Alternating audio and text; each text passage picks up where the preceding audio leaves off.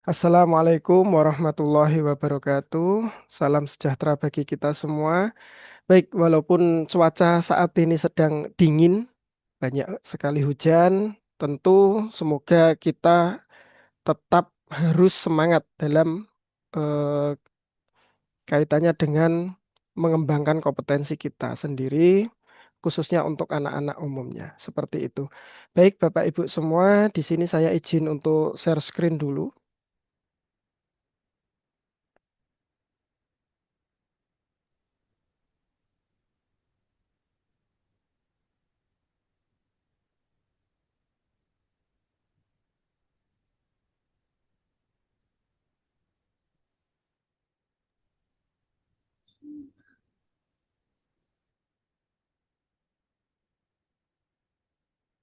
Baik, sudah terlihat ya, Bapak Ibu? Sudah terlihat Pak Baik, Ilmi. baik kita langsung saja untuk materi kita. Yang pertama itu kita adalah mengapa computational thinking atau CT atau berpikir komputasional itu penting.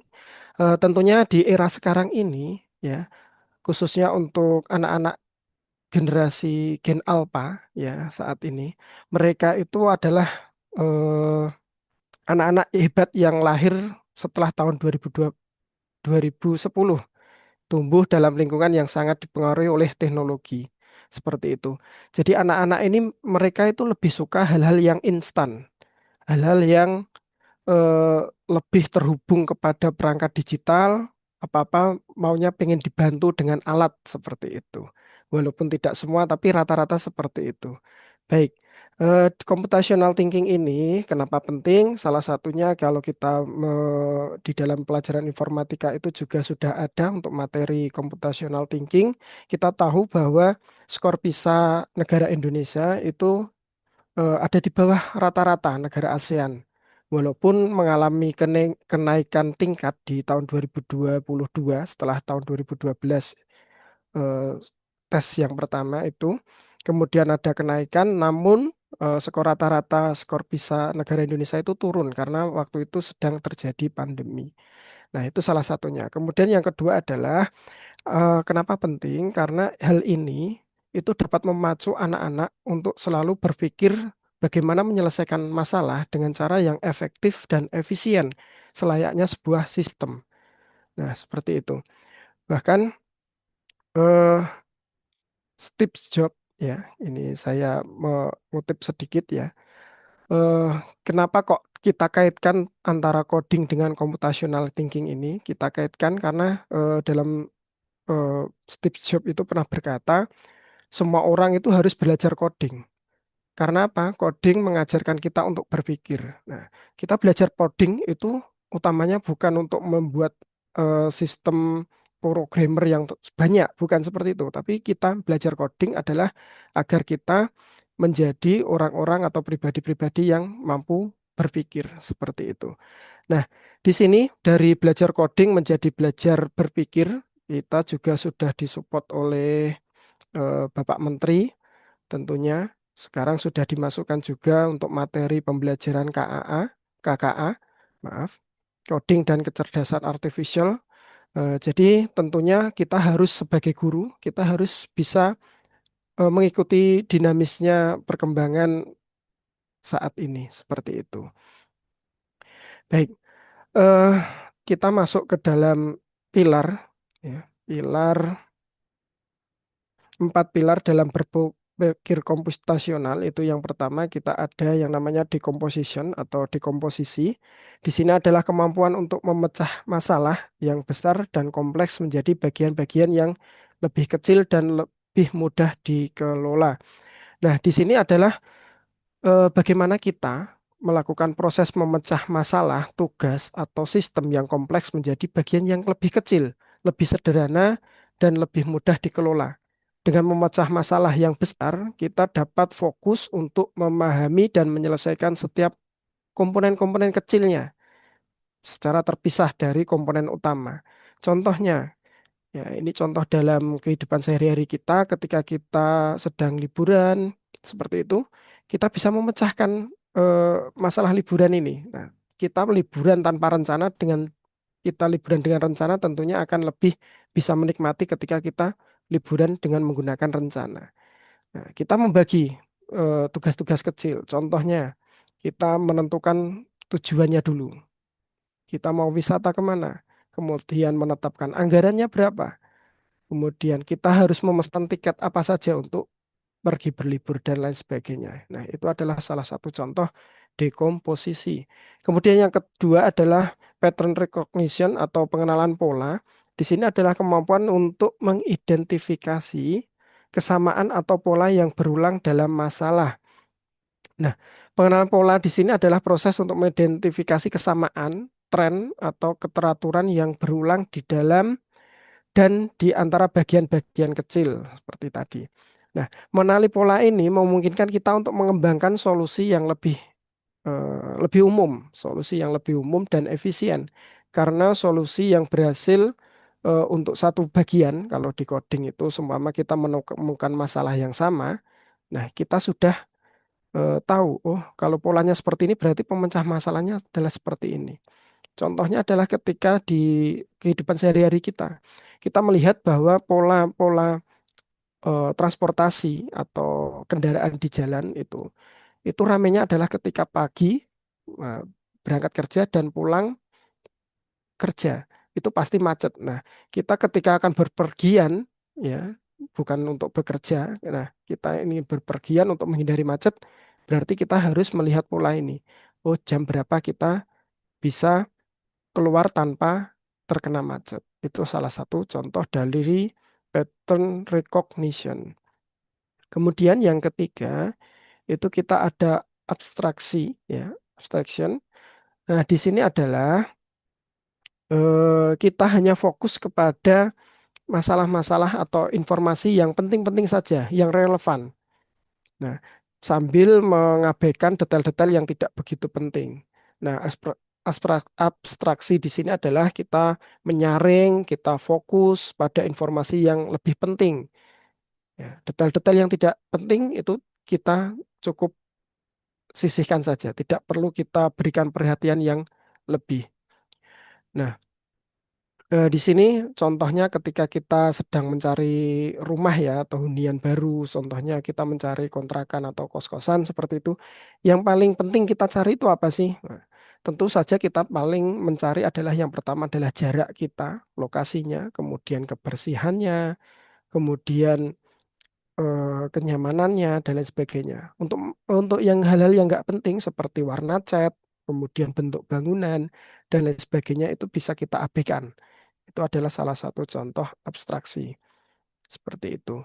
Dan yang keempat adalah algoritma. Di sini algoritma adalah proses menyusun rencana secara sistematis dan terstruktur seperti itu.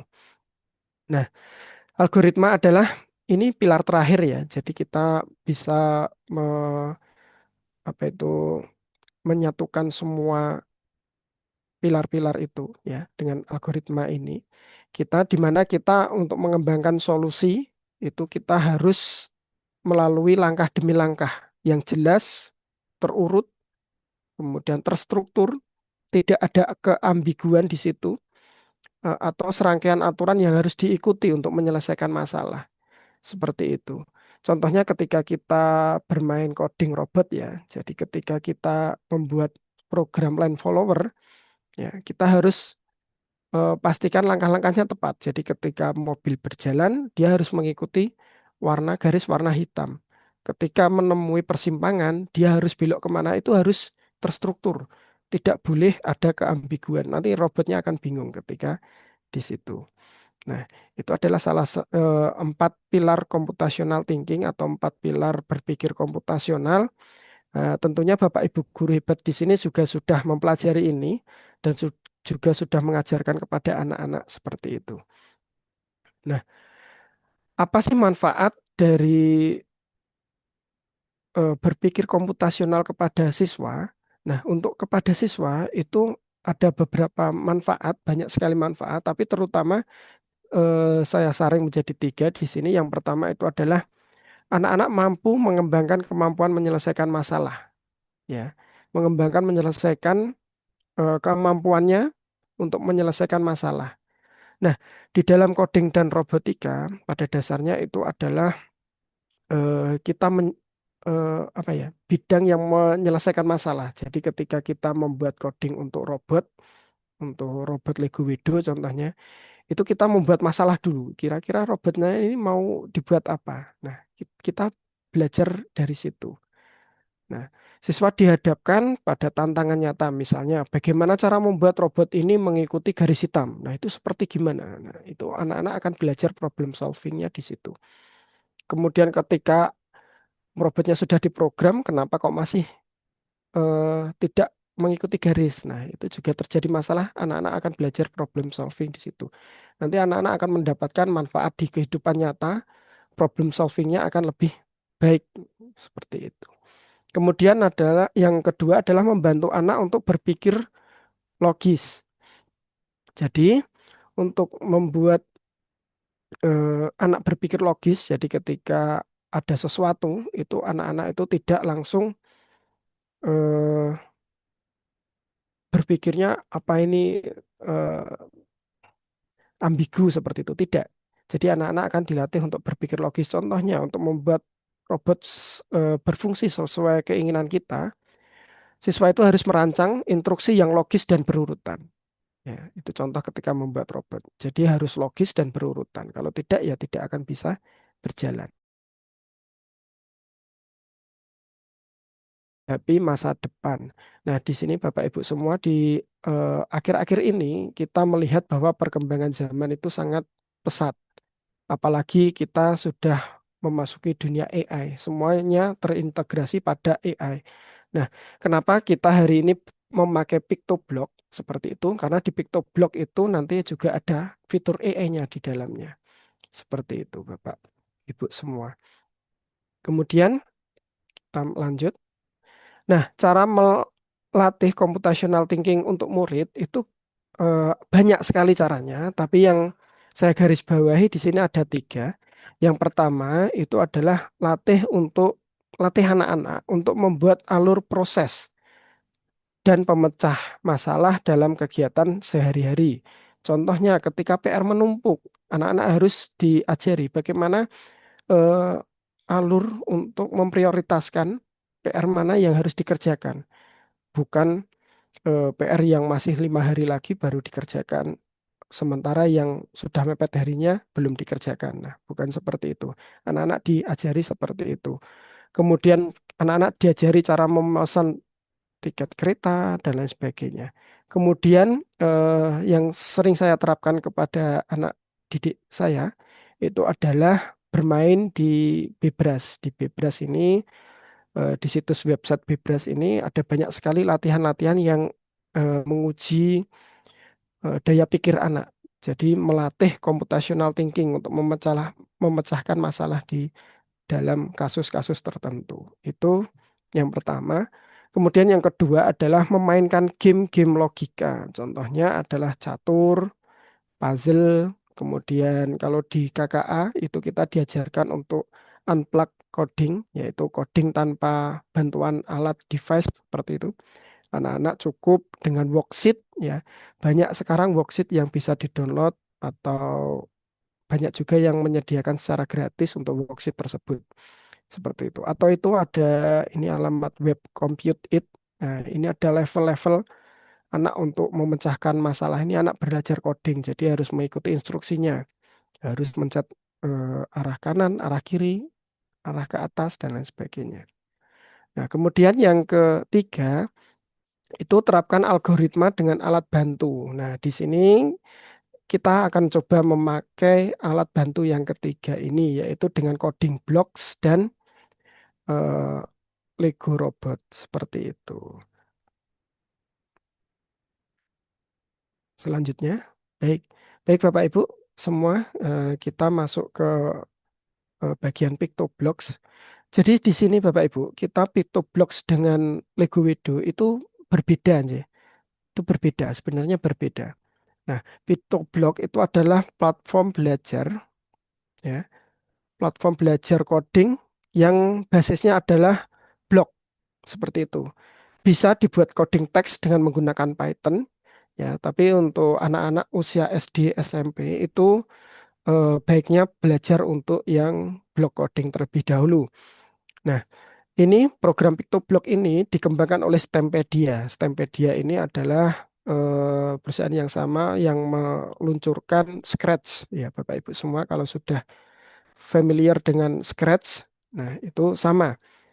Yang mengembangkan sama, PictoBlock. Nah, nanti untuk tampilan juga tidak akan jauh berbeda. Nah, fitur unggulan dari PictoBlock ini yang membedakan dengan Scratch itu adalah adanya dia dual mode. Jadi bukan cuma block coding saja, tapi juga bisa Python.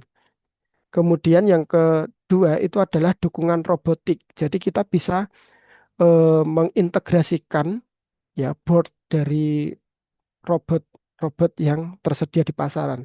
Nanti ada banyak sekali, nanti akan saya tunjukkan. Kemudian ada dukungan AI ya dan machine learning ya tools ya. Kemudian ada multi platform. Jadi bukan cuma Stempedia tok, jadi dia juga bisa menggunakan aplikasi dari pihak lain seperti Lego Widow seperti itu. Nah, kemudian ini yang kedua ini adalah Lego Widow. Lego Widow ini memang didesain untuk belajar seperti itu. Nah, bedanya seperti ini Bapak Ibu semua. Lego Widow itu ketika anak-anak menggunakan Lego, itu anak-anak belajar dua kali. Yang pertama adalah anak-anak belajar untuk bagaimana cara merakitnya. Sumama, kita berikan perintah, tolong Lego ini dibuat menjadi helikopter. Nah, motorik anak akan bergerak di situ. Mereka akan mencoba untuk membuat robotnya bentuknya helikopter seperti itu. Dan yang kedua adalah cara codingnya. Nah, untuk Lego Widow di sini sebenarnya sudah ada program bawaan yaitu Lego Education Widow 2.0. Itu di sana juga sudah ada modul pembelajarannya. Jika Bapak Ibu guru semua ingin menggunakannya, itu sudah ada modulnya, ya, sudah ada kurikulumnya seperti itu. Yang harus diajarkan pertama kali itu yang mana. Cuma ketika saya melihat ini untuk programnya, itu memang cuma sebatas ketika kita klik, ya, robotnya bergerak sesuai perintah. Jadi kita tidak bisa memberikan sensor-sensor lain selain sensor bawaan. Untuk Lego Widow ini ada dua sensor bawaan yaitu sensor jarak yang pertama dan yang kedua adalah sensor kemiringan seperti itu. Jadi kalau kita ingin menggunakan sensor kamera itu kita nggak bisa karena memang tidak ada seperti itu. Kita mau menggunakan sensor suhu itu tidak ada karena dari program bawaannya memang tidak ada. Nah, tapi ketika kita mengintegrasikan dengan PictoBlock, ya, di sini PictoBlock, itu kita bisa menggunakan sensor-sensor lain. Contohnya sensor apa itu namanya? Sensor wajah. Jadi ketika kita tersenyum seumpama, ya nanti robotnya dia bergerak maju atau bergerak mundur atau bergerak bolak-balik. Nah, itu terserah kita bagaimana cara mengcodingnya. Nah, seperti itu. Itu nanti untuk materi besok. Kita akan belajar untuk mengcoding itu. Nah, seperti itu Bapak Ibu semua. Nah, di sini Lego Widow ini dia menjadi sebuah wadah atau tubuh dari coding yang akan kita buat. Nah, kemudian untuk PictoBlock adalah otak sebagai otak untuk menggerakkan robot tersebut. Seperti itu. Nah, di sini ketika kita belajar PictoBlock itu kita belajar juga mengajari anak-anak juga untuk melihat bagaimana perkembangan zaman itu terus berjalan seperti itu. Baik, Bapak Ibu semua, di sini saya akan izin untuk share yang PictoBlock untuk antarmuka PictoBlock.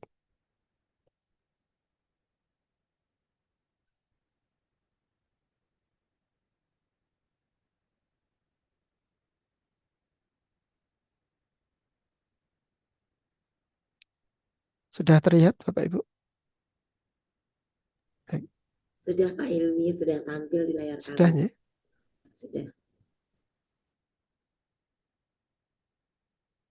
Baik, seperti ini untuk tampilan awal ya. Untuk PictoBlock kita bisa melihat Di sini ada Junior Blocks, ada Blocks, ada Python Editor, ada Python Notebook. Kemudian ada Machine Learning, ya. Kemudian ada 3D dan QR Video Studio, seperti itu. Nah, di sini kita fokusnya untuk Lego Widow itu kita pakai yang blok saja untuk anak usia SD sampai SMP. Baik, ketika kita klik seperti ini. Nah, untuk tampilan awal, ya, untuk tampilan awal dari PictoBlock itu seperti ini. Yang di sebelah kanan di sini, ini ada yang namanya stage atau panggung. Jadi nanti semua program yang akan kita buat itu di sini. Kemudian ada sprite dan backdrop palette. Nah, di sini ada sprite ini yang beruang pakai kacamata. Ini namanya Sprite Toby ya namanya.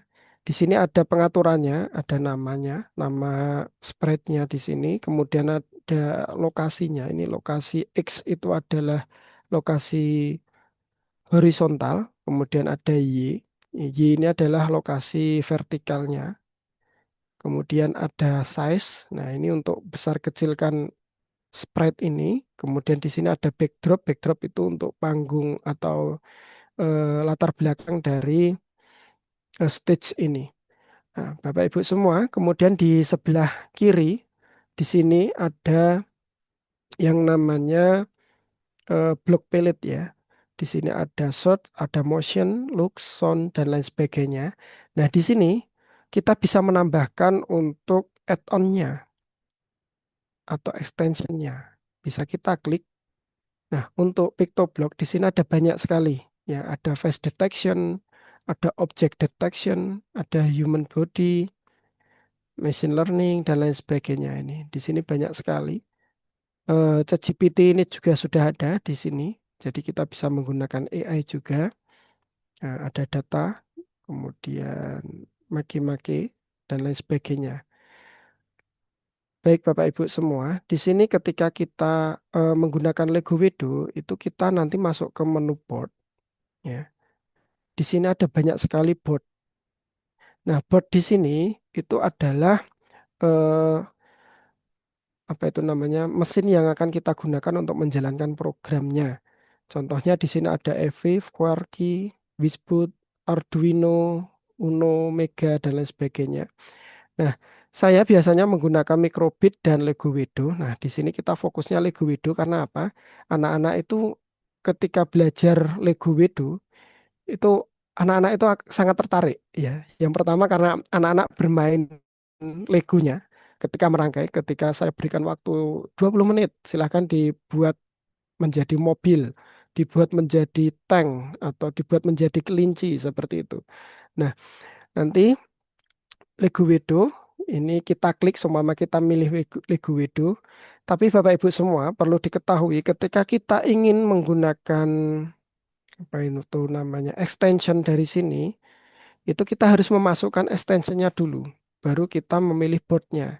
Karena apa? Ketika kita memilih boardnya dulu, semua memilih Widow, dan kemudian kita memilih extension di sini, nanti beberapa extension tidak akan muncul. Ya, ini sepertinya memang masih ada tahap pengembangan untuk ini. Jadi ketika kita pilih boardnya Lego Widow, kita masuk ke extension ini, ada beberapa extension yang tidak muncul. Jadi ketika Bapak Ibu semua ingin menggunakan face detection, ya udah face detectionnya kita klik dulu seperti ini. Nah, nanti kita menunggu sembari menyiapkan extensionnya. Oh ya, Bapak Ibu semua, untuk PictoBlock ini sebenarnya bisa diakses langsung melalui web ya, pictoblocks.ai. Namun kalau kita ingin mengajarkan ke anak, itu lebih baik kita menginstall dulu untuk PictoBlocksnya karena apa? Karena lebih stabil yang pertama. Jadi ketika kita menggunakan PictoBlocksnya tidak akan minim resiko untuk errornya. Kemudian untuk menyambungkannya dengan Lego Widow itu juga lebih mudah ketika kita menginstalnya. Untuk ukurannya sendiri sekitar 1 giga, nggak nyampe 1 giga.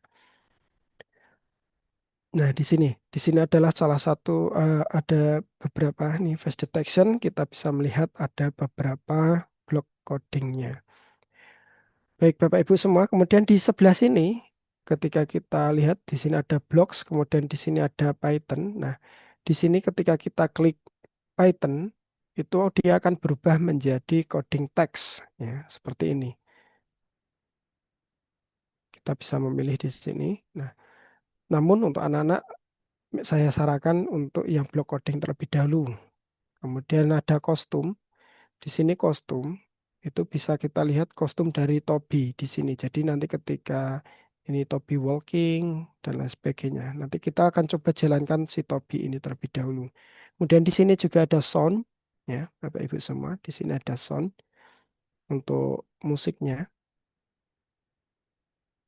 Baik, Bapak Ibu semua, tentunya ketika kita mengajarkan untuk robotik kepada anak, itu kita harus pahami dulu untuk agar anak-anak itu belajar codingnya terlebih dahulu. Contohnya di sini kita menggunakan PictoBlock, berarti anak-anak harus diajarkan PictoBlocknya terlebih dahulu. Bisa langsung kita ajarkan untuk Lego Widow-nya, cuma nanti kita pakai yang aplikasi bawaan Lego Widow-nya. Seperti itu. Karena untuk yang aplikasi Lego Widow itu lebih mudah pengoperasiannya. Dan biasanya untuk di modulnya itu sudah ada. Anak-anak tinggal meniru saja. Tapi untuk merancang berpikir komputasional anak-anak ini biar bisa jalan, ya seperti itu. Kekritisan anak itu bisa jalan, problem solvingnya itu bisa jalan. Ya anak-anak lebih baik diajarkan menggunakan PictoBlock terlebih dahulu. Nah, biasanya untuk anak-anak itu eh, saya ajarkan itu yang pertama adalah bagaimana cara menggerakkan eh, si sprite-nya ini, si Tobinya ini. Seperti itu. Contohnya seperti ini. Jadi ketika kita menggunakan event when click, ya, event when click, si Tobi ini ketika nanti kita mulai programnya, kita klik, itu dia akan eh, berada di lokasi tertentu. Itu kita bisa menggunakan di motion, ya. Seumpama kita tambahkan di sini. Nah, lokasi dari Tobi ini ada di dalam eh, di sini lokasinya. Dia X-nya ada di min 3131, kemudian Y-nya ada minus 14114. Nah, ketika saya geser di sini, nanti ketika ini, ketika saya klik hijau, dia akan kembali ke lokasi yang tadi. Nah, seperti ini. Nah, itu pelajaran pertama biasanya untuk anak-anak kita ajarkan untuk menggerakkan si Tobi ini.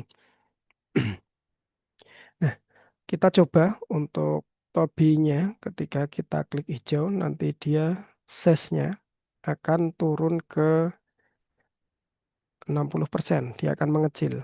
Ya. Mohon izin untuk demo PictoBlock-nya ya Bapak Ibu semua. Nanti bisa dipraktekkan kepada anak-anak juga. Nah, kemudian di sini kita akan buat pakai ini. Kita akan coba gerakkan untuk si Tobi ini ke kanan dan ke kiri menggunakan tombol keyboard. Seperti itu. Jadi kita tambahkan forever. Jadi nanti forever ini fungsinya untuk selama kita belum memencet tombol merah, nanti perintahnya akan selalu aktif. Seperti itu.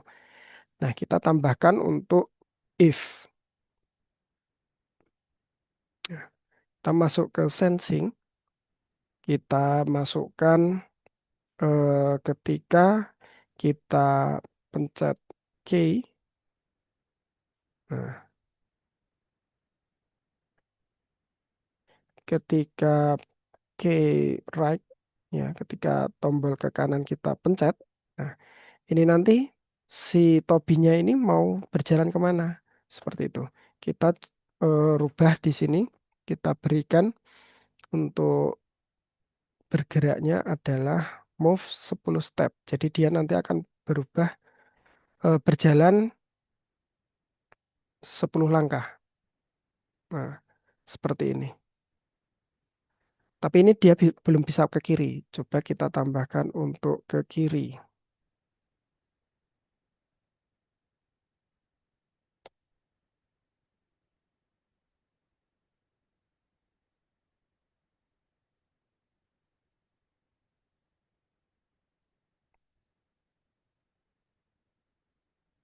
Kita duplikat saja.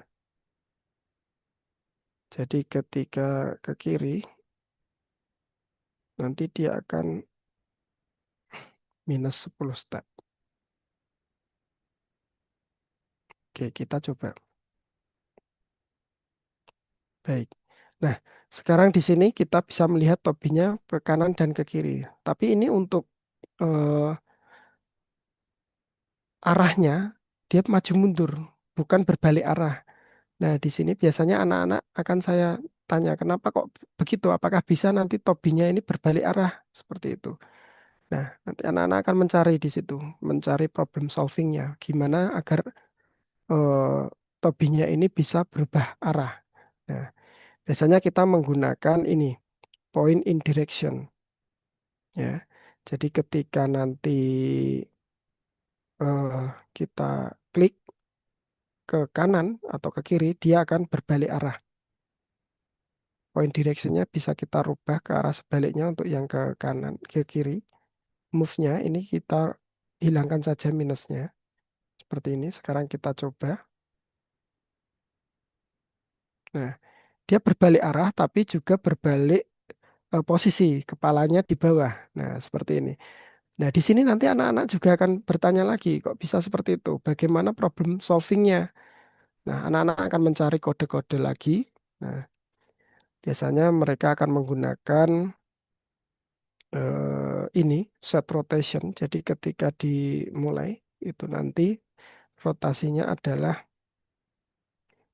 sesuai ini left dan right. Jadi tidak muter. Kita sekarang coba. Baik. Nah, di sini si Tobi sudah bisa berjalan ke kanan dan ke kiri. Nah, dengan cara berbalik arah. Namun ketika kita melihat seperti ini kakinya belum berubah, ya, belum bisa seperti berjalan. Biar bisa seperti berjalan, itu kita coba cek di kostum dulu. Nah, di kostum di sini sudah ada Toby walking ya, ada Toby walking, Toby jump dan lain sebagainya. Nah, kita bisa masuk lagi ke blok. Nah, di sini bisa kita masuk ke looks ya. Berarti kalau dia berjalan itu lihatnya di looks di sini. Nah, looks di sini itu ada next costume dan next backdrop. Coba kita masukkan ke next costume. Nah, jadi seumpama si Tobi ini digerakkan, dia akan tampak berjalan seperti ini. Ya. Nah, begitu Bapak Ibu. Nah, kemudian kita coba masukkan backdrop dulu. Nah, di sini kan ada backdrop, kita coba masukkan backdropnya. Kita masukkan yang blue sky, yang paling umum yang digunakan ya. Nah, ini biar napak di tanah, kita arahkan ke sini. Jadi kita set ulang untuk X dan Y-nya, sumbu X dan Y-nya. Kita rubah X-nya menjadi min 146. Kemudian untuk Y-nya minus 128. Seperti itu. Nah, kita cek. Nah, tadi di background, di kostum tadi itu ada tobi yang melompat. Coba sekarang kita tambahkan agar tobinya bisa melompat dengan ketika kita memencet tombol spasi.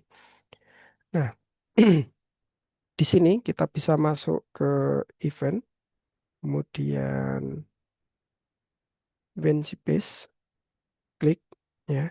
Kita bisa menggunakan kontrol yang repeat.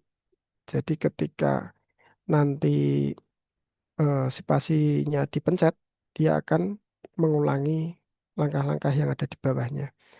Nah, kita rubah untuk motionnya, kita rubah untuk set untuk Cheng Yi. Nah, ini Cheng Yi B. 10. Kemudian ini kita duplikat saja. Kita taruh bawahnya. Kemudian, nah ini terbang terus. Ya, biarkan saja.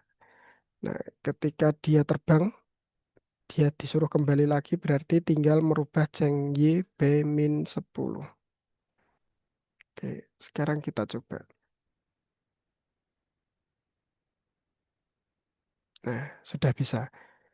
Seperti itu. Kenapa ini kita pisah dari perintah yang awal ini? Agar kedua perintah bisa berjalan secara bersamaan, Bapak Ibu semua. Jadi ketika kita mencet spasi dan tombol ke kanan kiri, itu bisa secara berbarengan. Nah, berbeda ketika ini kita masukkan ke sini. Sebenarnya kalau kita masukkan ke sini dengan key, kemudian space, di sini juga bisa. Tapi nanti ketika kita mencet lompat dan kita berjalan, itu tidak akan bisa bersamaan seperti itu. Seperti itu. Kemudian kita akan coba eh, nanggung ya kalau cuma buat seperti ini. Kita akan coba membuat untuk game saja. Game yang paling mudah itu adalah contohnya tangkap apel saja. Jadi kita bisa nambahkan sprite lagi di sini. Kita tadi sudah mendapatkan backdrop. Kita coba tambahkan sprite.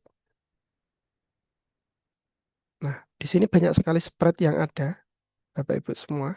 Nah, kita bisa pilih seumpama apel di sini.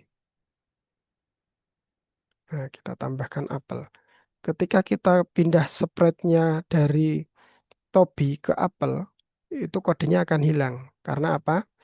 Karena ini tadi kode yang ini hanya khusus untuk sprite-nya yang Toby. Di sini kelihatan. Nah, untuk itu kita akan coba untuk yang apelnya. Waktunya masih ya, Ibu. Masih 10 menit. Ya. Kita coba dengan event dulu. Kemudian when bendera hijau diklik, ya, itu kita akan memakai yang forever. Nah, di sini kita akan merubah apelnya. Apelnya kita coba rubah ke Y-nya itu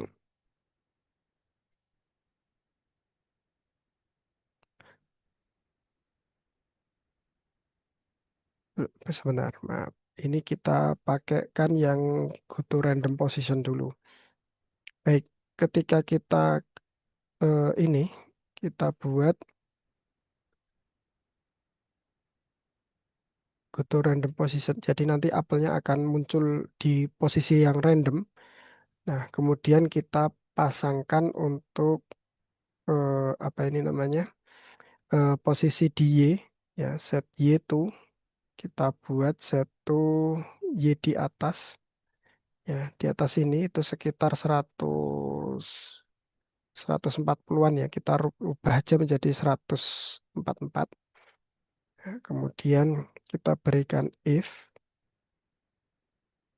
Jadi kita membuat game ketika apel ini tertangkap atau terkena topi, nanti apelnya akan menghilang.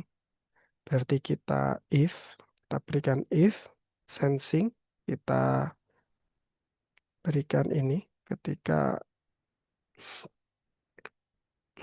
ketika si apel ini menyentuh si topi, ya, maka nanti dia akan ke hidden.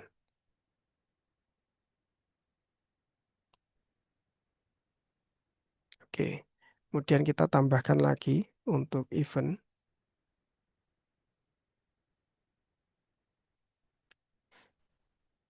kita berikan forever.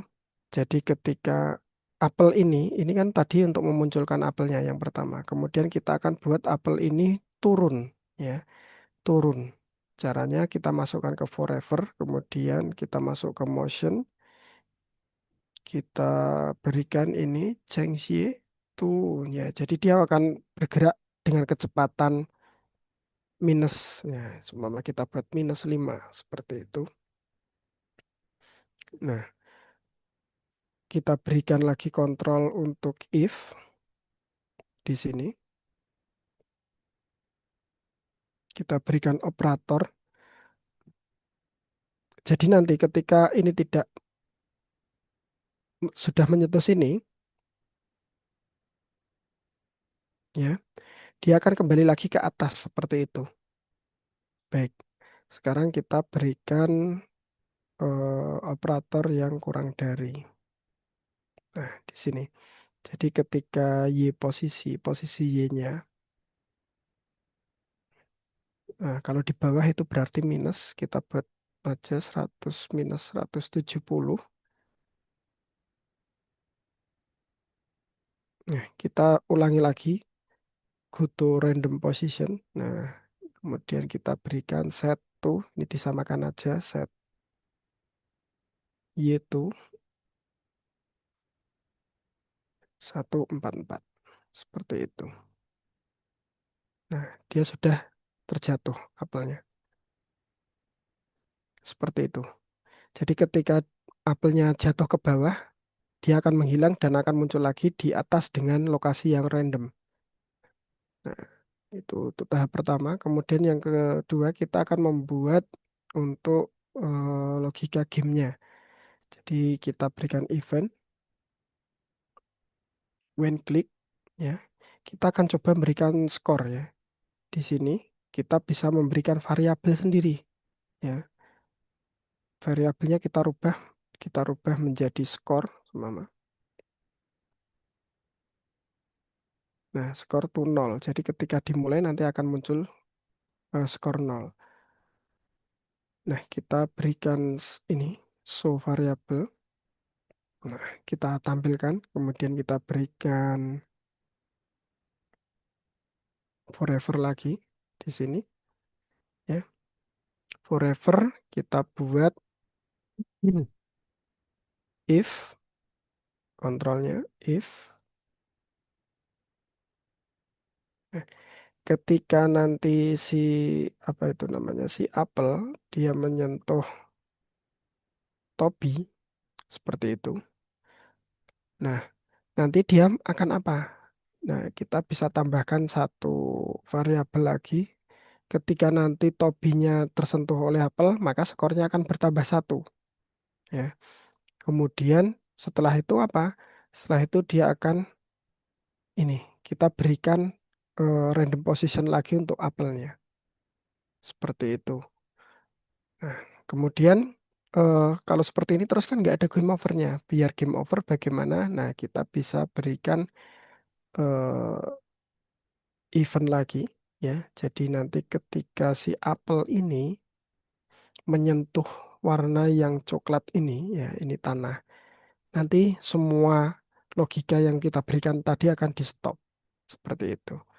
Kita coba masukkan forever, kemudian if kita berikan untuk sensingnya. Nah, sensingnya itu kita bisa melihat, ya, kalau logika itu. Anak-anak biasanya saya tanya dulu, biar ini gamenya bisa game over itu bagaimana? Ya, apelnya jatuh ke tanah seperti itu. Nah, untuk logika yang benar agar eh, apel ini jatuh ke tanah kemudian selesai itu gimana? Nah, ternyata menggunakan pencocokan warna. Nah, di sini karena yang merah itu apel, kemudian yang coklat hanya tanahnya ini, berarti kita bisa menggunakan color ini. Ya, jadi nanti ketika warna merah, ini kita bisa pick langsung dari apelnya. Warna merah apel ini bertemu dengan warna coklat di tanah, ya, maka nanti kita akan berikan kontrolnya di sini adalah stop all. Jadi semua logika yang kita berikan tadi akan berhenti. Oke, kita sekarang coba apakah bisa skornya bertambah. Nah, skornya bertambah, apelnya langsung berpindah. Kita bisa melompat juga. Seperti itu. Baik, baik Bapak Ibu semua. Mungkin untuk demo pembuatan coding blok dari PictoBlock ini cukup sekian, ya, dari saya. Tapi ini nanti untuk kode-kodenya kita bisa explore lebih jauh, terutama untuk Lego Wedo. Nah, untuk Lego Wedo ini nanti kita materinya akan kita share untuk yang pertemuan kedua besok. seperti itu. Eh, karena untuk Lego Widow ini untuk eh, di sini kita bisa menggerakkannya dengan di sini. Nah, nanti pelajari besok saja.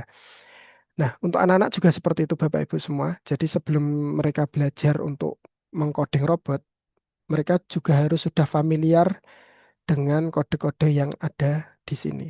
Nggak harus hafal. Ya, itu salah satu pilar berpikir komputasional yang apa kira-kira Bapak Ibu? Ya, yang abstraksi. Jadi anak-anak tidak harus hafal semua fungsi yang ada di sini, cukup mereka paham. Ya, ketika mereka butuh yang dibutuhkan adalah tentang penampilan, berarti mereka harus mencari kodenya di looks sini. Ketika mereka mencari untuk variabel seperti skor dan lain sebagainya, mereka harus mencarinya di variabel sini. Ketika mereka ingin memberikan suara, harus di sound sini. Nah, seperti itu. Jadi anak-anak yang penting hafal, yang penting paham alurnya, tidak harus menghafal semua kode-kodenya. Seperti itu. Nah, bagaimana agar anak-anak itu lebih senang ya, apalagi gen alfa. Gen alfa itu mereka eh, baru anak kecil saja pertama kali diberikan handphone akan sangat cepat untuk beradaptasi. Seperti itu. Seperti itu, mungkin cukup sekian dari saya. Mohon maaf kalau ada kesalahan dalam penyampaian materi tadi.